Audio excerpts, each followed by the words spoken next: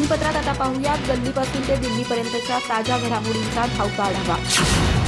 मराठा समाजाला सरसकट कुणबी प्रमाणपत्र मिळण्याच्या मुद्द्यावर काही प्रकरणात प्रश्नचिन्ह उपस्थित केलं जात आहे। पण या आंदोलनाचा चेहरा ठरलेल्या मनोज जरांगे पाटलांनी मात्र या प्रकरणी कोणतीही संभ्रमावस्था नसल्याचं स्पष्ट केलंय। मराठा समाजाला विविध मार्गांनी सरसकट कुणबी प्रमाणपत्र मिळणार असल्याचं ते म्हणाले। मनोज जरांगे पाटील यांनी गुरुवारी सायंकाळी मराठा आरक्षणासाठी सुरू असणारं आपलं आमरण उपोषण स्थगित केलं। त्यांनी सरकारला मराठा आरक्षणासाठी 2 महिन्यांचा अवधी दिलाय, पण आता मराठा समाजाला सरसकट आरक्षण कसं मिळणार असा सवाल उपस्थित केला जातोय। त्यावर आता मनोज जरांगे यांनी स्पष्टीकरण दिलंय। मनोज जरांगे यांनी शुक्रवारी एका मराठी वृत्तवाहिनीशी संवाद साधला।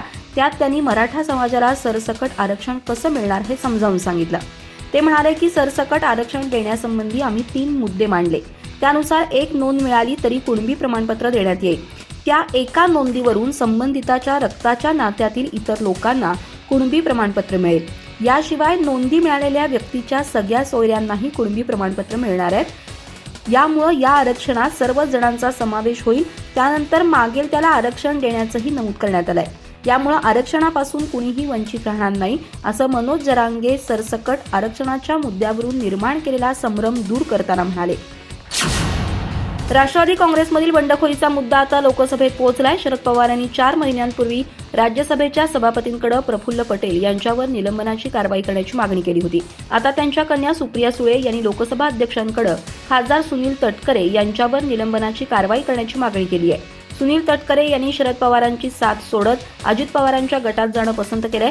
याद्वारे त्यांनी पक्षाची घटना आणि नियमाचं उल्लंघन केल्याचा आरोप सुप्रिया सुळे यांनी केलाय।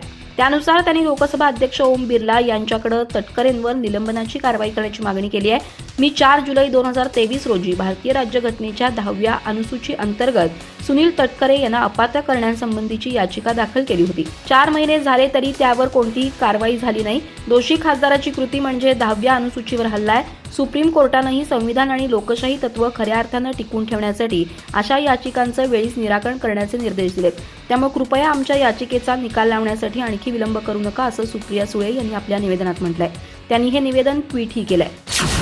राष्ट्रवादी पक्ष कुणाचा यावरून शरद पवार आणि अजित पवार गट यांच्यात केंद्रीय निवडणूक आयोगासमोर संघर्ष सुरू आहे। या दरम्यान दोन्ही गटांमधील नेत्यांकडून आगामी निवडणुकांच्या पार्श्वभूमीवर राज्यभर दौरे केले जात आहेत। या दरम्यान दिवाळीच्या दुसऱ्याच दिवशी शरद पवार हे थेट शेतकऱ्यांच्या बांधावर पोहोचणार आहेत।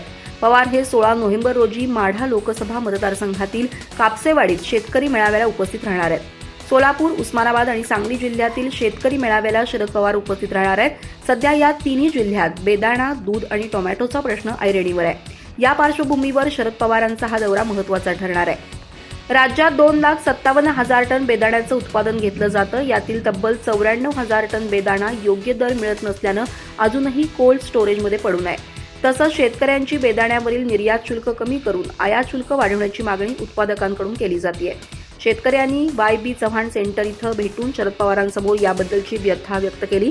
यानंतर शरद पवार यांनी तातडीनं कापसेवाडी येथील मेळाव्याला येण्याचं मान्य केलंय।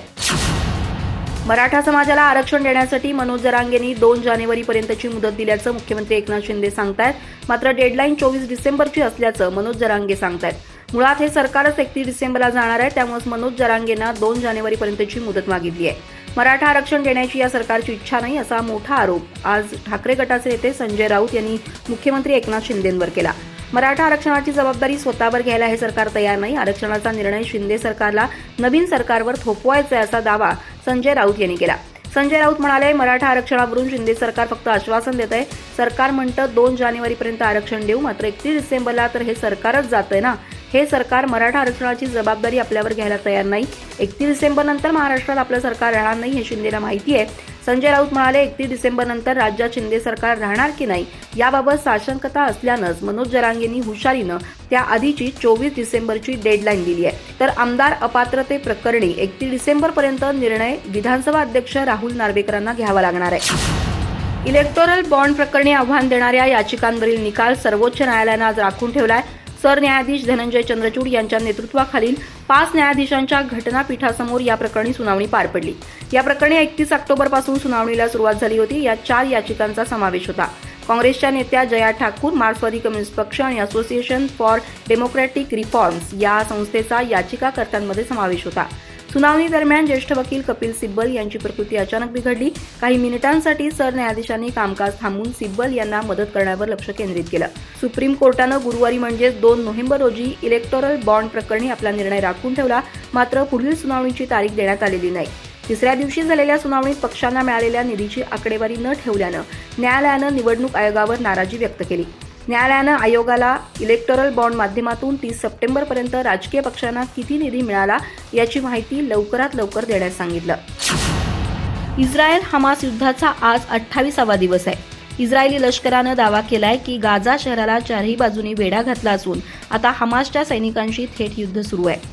आयडीएफच्या प्रवक्त्यानं सांगितलं, आमचे सैनिक हमासच्या post, command centre, launching positions, बोगदे आणि इतर लक्ष्यांवर शस्त्र आणि विमानांच्या मदतीनं हल्ले करतायत. आयडीएफ म्हणाला, आम्ही हमासला संपवण्यासाठी युद्धात उतरलो आहोत. यावेळी युद्धबंदीचा विचारही केला जात नाही. टाइम्स ऑफ इस्रायलच्या वृत्तानुसार गुरुवारी इस्रायली सैन्यानं हमासच्या जवळपास 150 सैनिकांना ठार केलं. हमास सोबतच्या लढाईत सुमारे 19 आयडीएफ सैनिकांना प्राण गमवावे लागले. इस्रायलचे पंतप्रधान नेतन्याहू म्हणाले, आम्ही गाझा शहरात आधीच प्रवेश केलाय. आता आम्हाला कुणीही रोखू शकत नाही. युद्धात पॅलेस्टिनी लोकांचा मृत्यू होऊ नये यासाठी आम्ही सर्वतोपरी प्रयत्न करत आहोत. पण त्यांच्यामध्ये हमासचे सैनिक घुसले आहेत. त्यांच्या घराखाली बोगदे करण्यात आले आहेत. अशा स्थितीत काही ठिकाणी पॅलेस्टिनी असूनही हल्ले करणं गरजेचं झालंय.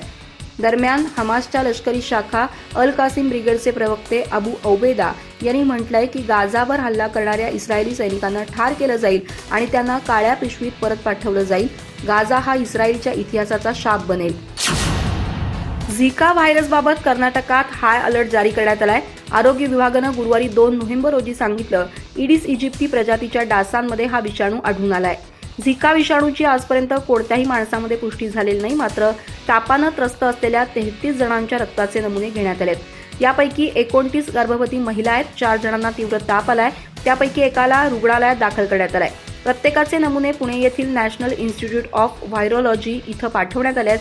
पुढील 10 दिवसात तपास अहवाल अपेक्षित आहे. कर्नाटकचे आरोग्यमंत्री दिनेश गुंडूराव यांनी सांगितलं की ऑगस्टच्या शेवटच्या आठवड्यात चिकबल्लापुरा जिल्ह्यातील ताईयल्लाबेट्टा येथील 6 तलावांमधून एडिस इजिप्ती डासांचे नमुने घेण्यात आले. हा अहवाल 25 ऑक्टोबर रोजी आला होता, ज्यामध्ये झिका व्हायरसची पुष्टी झाली होती. खबरदारीचा उपाय म्हणून तालयल्लाबेट्टाच्या 5 किलोमीटर परिघात सतर्कतेचा इशारा देण्यात आलाय.